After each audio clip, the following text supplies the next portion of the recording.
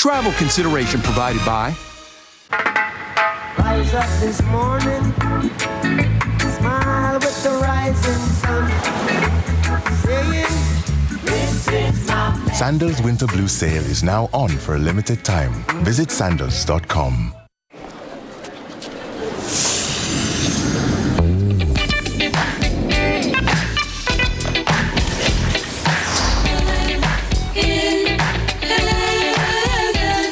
Home Goods. Go finding. Tomorrow on ET, our Jason Derulo and Michael Bublé exclusive, unveiling their spicy new collab and their couple name. I think Derulo would work perfectly.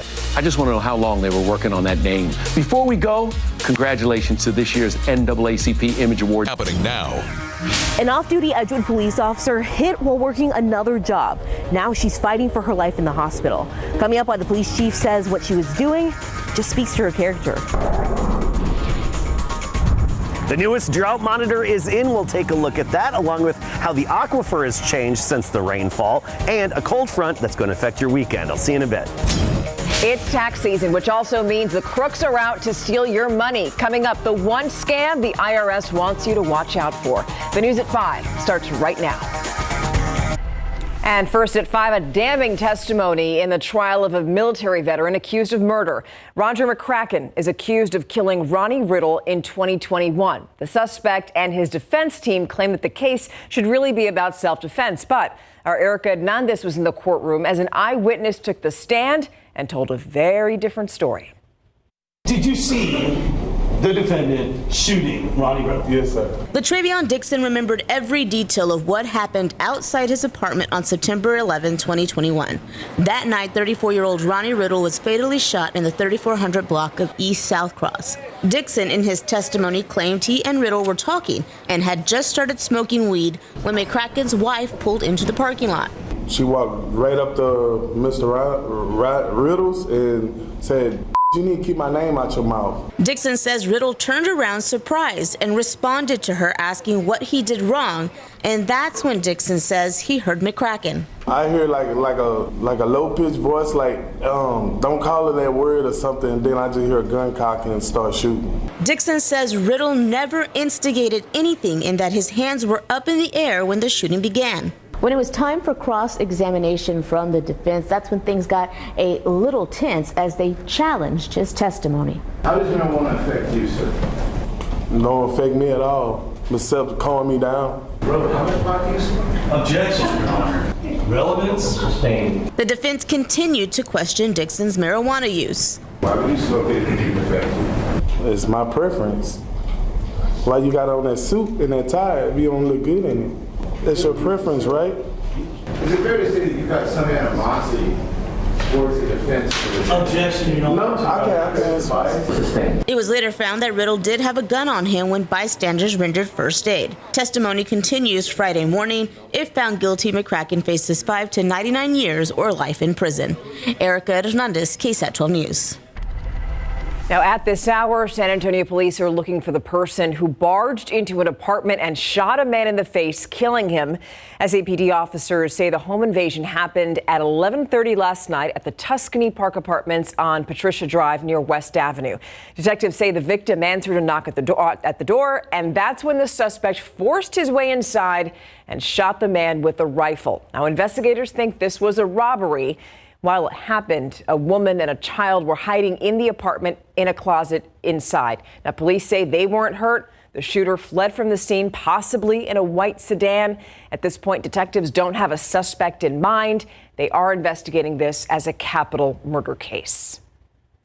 San Antonio firefighters said that a fire this morning did way more than just damage a home. When they went into a home on the 200 block of Briggs Avenue near Kelsey Avenue, they found a man's body. Firefighters say that when they pulled up to the house, an apartment was completely engulfed. And after they put out the fire, they went inside the home. That's when they found the body. They believe the fire started inside the apartment, but they don't know how. Now new at 5, an Edgewood ISD police officer is in critical condition after an off-duty accident. Police say that Tina Engelston had stopped on I-35 this weekend to help another driver when another driver hit her. As the district police chief tells our Daniela Ibarra, he is not surprised that she would risk her life to help someone.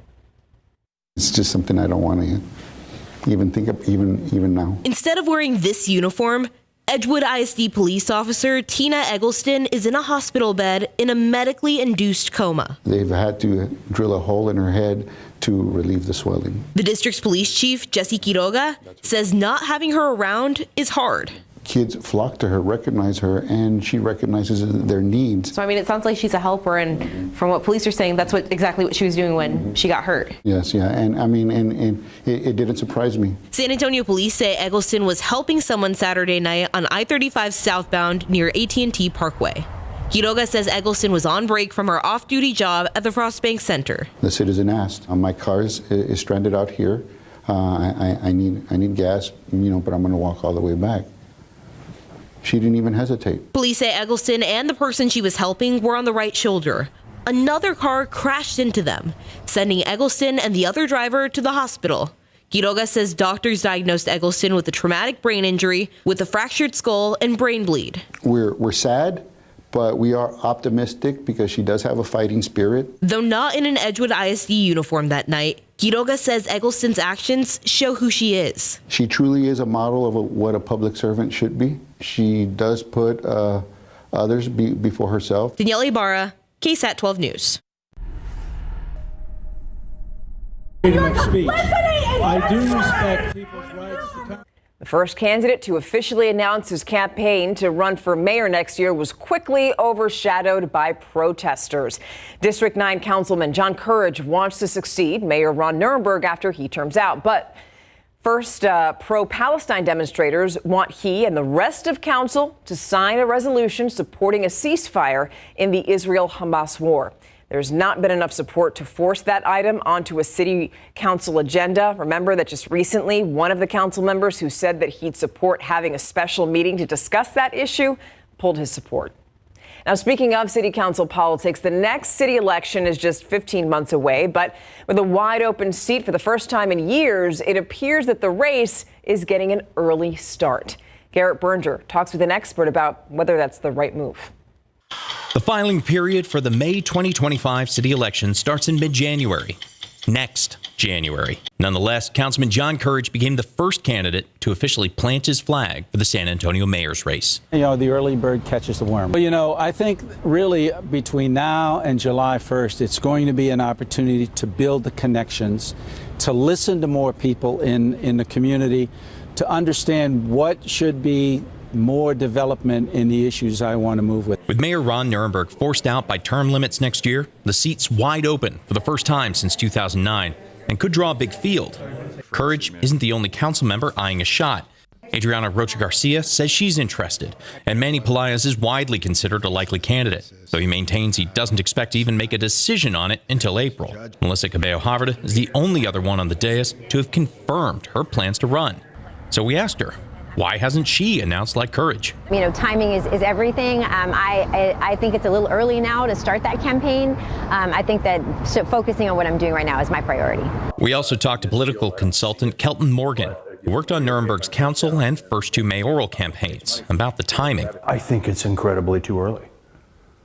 There are certain immutable laws of political physics, and one of them is that once you make the big splash, then you have to maintain that level of enthusiasm and presence and all that.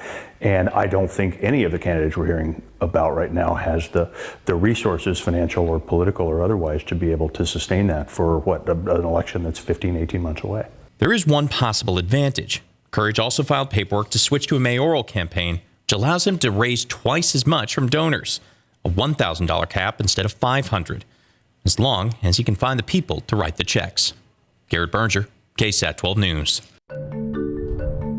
Now tonight, KSAT is taking its 6 o'clock show on the road for an all-new neighborhood newscast. This episode of Know My Neighborhood focuses on the Harlandale-McCollum neighborhood. So now let's check in with Steve and Myra for a quick preview at what we can expect today. I've got to tell you, Stephanie, welcome live to the heart of the South Side. We are in the Harlandale-McCollum neighborhood, the land of the Frontier Bowl, of cowboys and Indians, and we are at a food staple here. Don Pedro's restaurant opened in 1968, and that's where we're going to be doing our newscast from live coming up at 6 o'clock. It's been around generations. It's a mainstay on a main thoroughfare right here off of Southwest Military.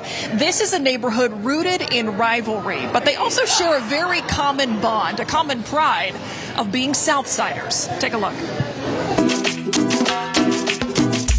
So we've gone on driving tours, we've gone on porch parades. For this episode, we're looking for common ground, or should I say common grounds. What is the biggest misconception about this neighborhood? We don't seem to want to flourish. And by that means, people say, well, y'all don't go out to vote, you all look at your streets, but it isn't that. It's that we need to have our city councils people look at what we really need. Sometimes we feel like we're the stepchild because nobody comes over here. What are some of the major issues that made you start the neighborhood association? Here in the South Side, you see, like, for example, Brook City Base area that has just flourished. Some of us that have been here for many, many years look at it like, hey, what happened to us? Now the community here wants some attention focused here. So that's what we're trying to do. Why did you decide to stay? It's the culture. I mean, you can go to any side of the city and not find what you find here.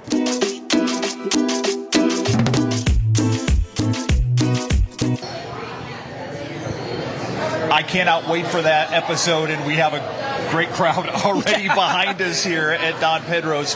And, you know, this really, Know My Neighborhood, if you're not familiar with it, it is grassroots journalism. It is your neighborhood, your stories through KSAT's lens. Yeah, and no matter where we have gone, if this is the first one you'll be joining us for or the fourth one, you've been along the whole time, we have found that no matter the neighborhood, there are so many issues that we all face, every part of town, things that are challenges, things that neighbors are proud of. So join us at 6 o'clock for KSAT's Know My Neighborhood. We're right here at Don Pedro's. We're part of the hungry crowd as well. So we'll see you guys at 6. Yeah, this is a little bit of torture, Stephanie, that we're not able to eat until after this show because the food smells so good here.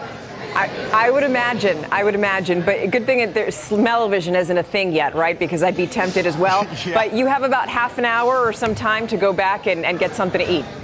Chow down. See you at 6. We'll see you at 6. All right, they mentioned Cowboys just right now, and let's talk about that. It's time to get ready. Bright and early tomorrow, before the sun even comes up, crowds of people are expected to gather for the Cowboy Breakfast. You can enjoy breakfast tacos, coffee, live music, so much more. Everything kicks off tomorrow morning from 5 a.m. to 10.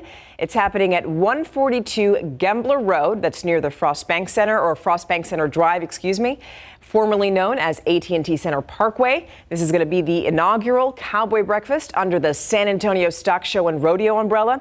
And with the breakfast happening tomorrow, you know what that means. The rodeo is just around the corner, and that starts February 8th and runs through February 25th.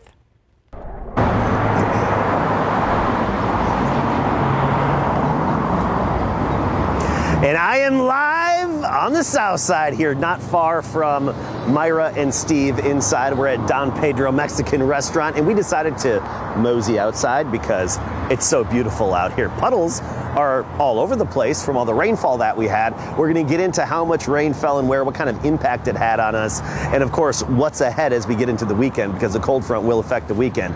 Weather watchers right now, wind crest at 68 degrees, 68 in Bulverde, we're 72 in Panna Maria.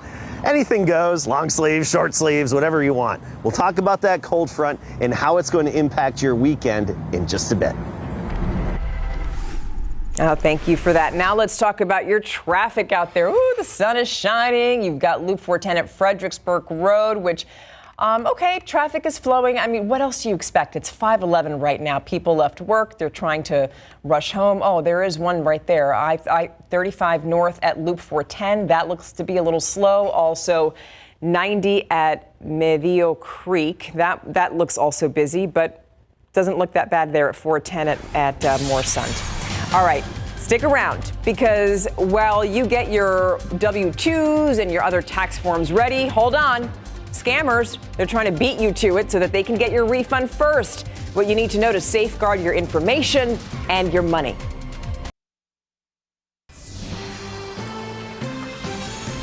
Could almost hear the groans when I say this, but it's that time. Yeah, on Monday you can begin filing your tax returns, but as you get those records together, also keep in mind that scammers are already up to their tricks. So, 12 on your side's Marilyn Moritz has a warning. If you get an unexpected email, even a text from the IRS, hit delete.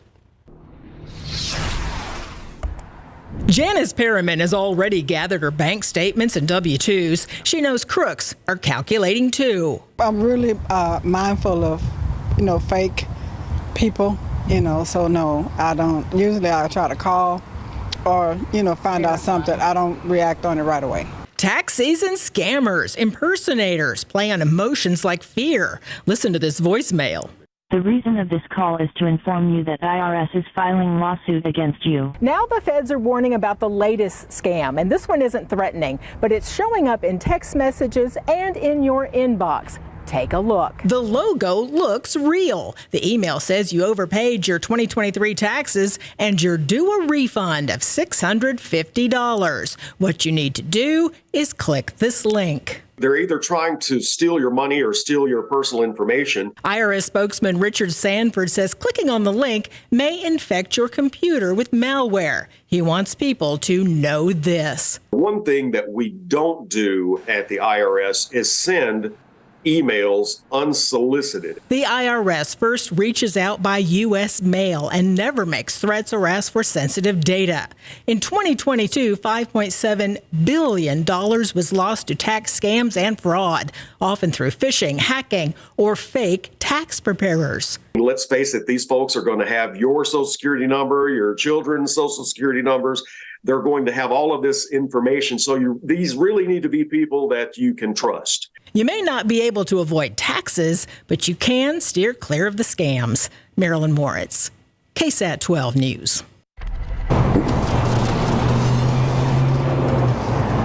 And here's our live cam showing blue skies overhead. Just some wispy cirrus clouds that look like brush strokes up in the sky. And that's why we ventured outside here on Southwest Military Drive outside of Don Pedro Mexican Restaurant, where we have Know My Neighborhood coming up at 6 o'clock. Always a very informative and in-depth segment and series that we do. We need to chat weather right now. I don't know about you, but I needed a little blue in the sky today. I mean, it was good to get the rain, don't get me wrong, but it was nice to also then have a day to dry out and get a little vitamin D. Look at the temperatures too. Now that we have the sunshine, 67 here in San Antonio. That's our high, by the way, for the day. 63 New Braunfels, a little bit cooler there. 70 in Fredericksburg, and down in Cotulla, down I-35, straight shot south from where we are, in the mid 70s. So a beautiful day, and it's going to be a pleasant evening. Let's go to the graphics full screen so you get a good view of the forecast for this evening. Notice not a big temperature drop. We'll get down into the 50s, and then we're not going to fall that much more as we get into tomorrow morning. Dense fog likely to develop, I think, just a few hours after sunset, and our Futurecast is on board with this. Notice how it has the low gray clouds filling in tonight, and again, pretty quickly after sunset, and lasting through the morning commute. I don't think we'll really see that fog lift until about midday. We're talking around noon tomorrow. And there's the forecast. 49 at 7 a.m., so right near 50 degrees in the morning with the dense fog. By noon, the fog starts to lift, but still gray and cloudy. Then a few peaks of sunshine in the afternoon. A 10% chance of a stray shower. That's because of some energy moving overhead. By the way, that energy and cold front that hits Friday night is going to cool us off a little bit for the weekend. We're talking 44 Saturday morning and upper 30s by Sunday morning, but afternoons will be in the low to mid 60s and a bit windy on Saturday. Okay, let's talk about rain. Let's get to some really good news here. I love this. Check out this map. Just since Sunday, we've picked up over 5.5 inches of rain at the airport officially. Seguin over 3.5, and this has had a big impact on the drought monitor. But keep in mind, The drought monitor only takes into account rainfall up to 6 a.m. Tuesday. So you look at last week's drought monitor, we have that big red spot. Then we fade into today's drought monitor and we took a big chunk out of it. And next week we'll have even more improvements.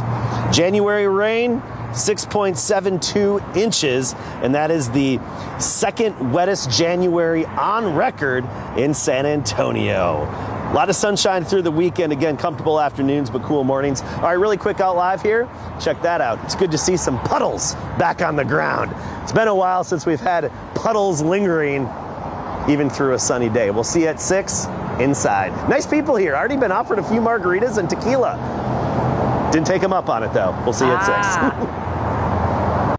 Yeah, we were about to ask Adam. All right, if Adam looks a little funny tonight on the Night Beat, you'll know if why. he's doing this, then we'll know. Which he does anyway. No, that's true. So the Wemby versus Holmgren question, that's been answered. It has been answered. I'll tell you what, Wemby, they all said last night during post, Wemby and the Spurs, that it was just another game. But when you watch the highlights, you really have to believe Wemby had something personal to take out against Holmgren. Wemby won the battle, but OKC won the game. And UTSA women's basketball, you know what? They're thinking March Madness coming up. When it comes to the stats, the Victor Wembanyama-Chet Holmgren matchup last night did not disappoint, but the result did for San Antonio. Chet had 17 points and 9 rebounds in 30 minutes of action. Wemby busted out with 24 points, 12 rebounds, and 4 blocks in 28 minutes. And look at him muscle his way by Chet for some jam. Spurs fall 140-114. Mary Rominger was there, and she has more. The Spurs went up against one of the best three-point shooting teams in the league last night, Larry. OKC shot 45% from long range, and San Antonio struggled. But leave it to Victor Wembanyama to not back down from a challenge against fellow Rookie of the Year favorite, Chet Holmgren. I think Victor won the challenge to me. He played great. They was in each other's face almost the whole night. That's a big challenge for Vic, and I liked it. The way he played tonight is the way he tries to play every night. It's not because of any one individual. He plays hard, he competes, he's learning every day. My first goal is always to win, and I don't in a game like this, I don't think about that, especially in a loss. Wembanyama is known to bring the same energy to every game, but this one just felt different. From Frostbank Center, Mary Rominger, KSAT 12 Sports. Thank you, Mary. The Spurs will next host the Trailblazers tomorrow night at 8:30. The UTSA women's basketball team is having an outstanding season in its first year in the American Athletic Conference. The Roadrunners currently sit in 6th place out of 14 teams, and they're just 1 win away from jumping up to 2nd place. And in the American Conference, the top 2 teams get a bid into the NCAA tournament, which is priority number 1. I want to finish in the first place of the American Conference, but top 3 I think would be a fantastic goal for us to finish at the top of the American Conference, maybe win in hopes of winning the American tournament and then going to the NCAA championship, what it's all about. Everybody wants to play in March, so that's what we're trying to get to. The Roadrunners will hit the road to take on SMU on Saturday at 2 p.m. Last night, Roadrunners guard Jordan Ivy Curry made this 3 with 2 seconds left to help the men beat Tulane 89-88 at the Convocation Center. He was 1 for 7 from downtown, but he hit the one that mattered the most. The Dubs snapped a 4-game slide for UTSA. We'll be right back after the break. Stick around at 6 o'clock. Myra and Steve are going to be joining you live from a neighborhood in the South Side. World News is next.